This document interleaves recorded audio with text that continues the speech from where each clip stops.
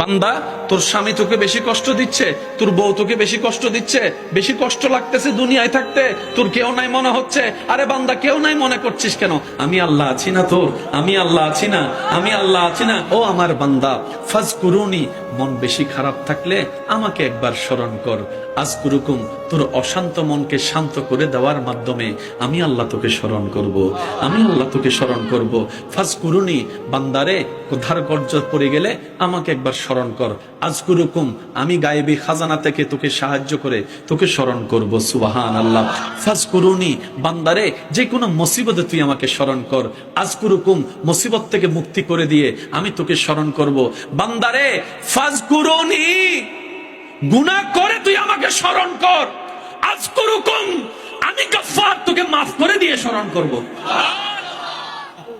বান্দারে, মা গাররাকা বিরাব্বিকাল কারীম, আমার জমিনেই তো তুই থাকস, আমার দেওয়া দেহ নিয়েই তো তুই চলুস, আমার দেওয়া দুইটা চোখে নিয়ে তুই চলতে থাকিস। বান্দারে, তোর হাত দুইটা তো আমার দেওয়া, তোর পা দুইটা তো আমার দেওয়া, একটু সুবহানাল্লাহ বলতে থাকি আমি।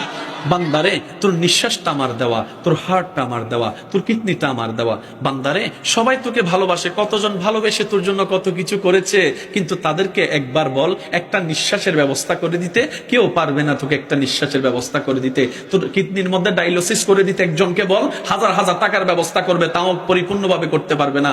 ও বান্দা, একটু দেখ না আমি আল্লাহ তোকে কতটুক ভালোবাসি, কতটুক তোকে ভালোবাসি। বান্দারে, তুই হাজার গুনাহ করছস, কেউ জানে না তুই ছাড়া, কিন্তু আমি আল্লাহ তো জানি। কিন্তু সেই গুনার খবর আমি প্রকাশ করতে দিই নাই, প্রকাশ হতে দিই নাই।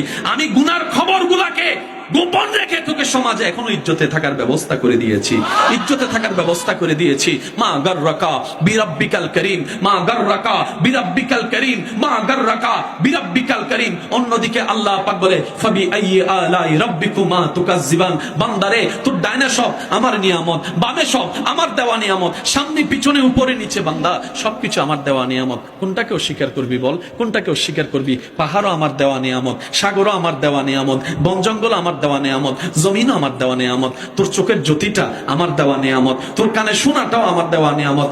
বান্দারে, তোর সমস্ত কিছু আমি রবের দেওয়া নিয়ামত। সুতরাং লাইন শাকারতুম, নিয়ামত পেয়ে যদি শুকরিয়া করিস, লাযিদান্নাকুম, আমি খুশি হয়ে নিয়ামত আরো বাড়াই দিব।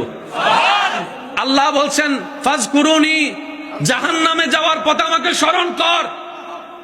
আযকুরুকুম, জান্নাত দিয়ে আমি আল্লাহ স্মরণ করব। ফাজকুরুনি, শয়তানের চাপে পড়ে আমার স্মরণ কর। আউযু বিল্লাহি মিনাশ শাইতানির রাজিম, একবার বল আযকুরুকুম, শয়তান থেকে মুক্তি দিয়ে আমি আল্লাহ তোকে স্মরণ করব।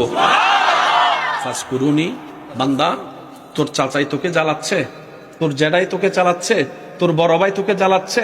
ফাজকুরুনি, আমাকে একবার স্মরণ কর, আমাকে একবার স্মরণ কর, আমাকে একবার স্মরণ কর। বান্দা, তোর স্বামী তোকে বেশি কষ্ট দিচ্ছে, তোর বউ তোকে বেশি কষ্ট দিচ্ছে, বেশি কষ্ট লাগতেছে দুনিয়ায় থাকতে, তোর কেউ নাই মনে হচ্ছে। আরে বান্দা, কেউ নাই মনে করছিস কেন? আমি আল্লাহ আছি না তোর? আমি আল্লাহ আছি না? আমি আল্লাহ আছি না? নাহানু আকরাব বলেছি না? আমি আল্লাহ আছি তো। ফাজকুরুনি, একবার স্মরণ কর না আমাকে, একবার স্মরণ কর না আমাকে, একবার স্মরণ কর না আমাকে। আযকুরুকুম, ওই কঠিন বিপদে শান্তির ব্যবস্থা তোর জন্য তোর মালিক, তোর খালিক, তোর রব আমি রব্বুল আলামিন করে দিবই দিব। যথাসময়ে বলেন সুবহানাল্লাহ। সত্যি করে একটা কথা বলেন, আমি সবার মুখে শুনতে চাই, সবার জীবনে কম বেশি সমস্যা আসছে কি আসে নাই? বিপদ আসছে কি আসে নাই? হঠাৎ টাকার প্রয়োজন হয়েছে কি হয় নাই? হঠাৎ রাস্তা বন্ধ হয়েছে কি হয় নাই?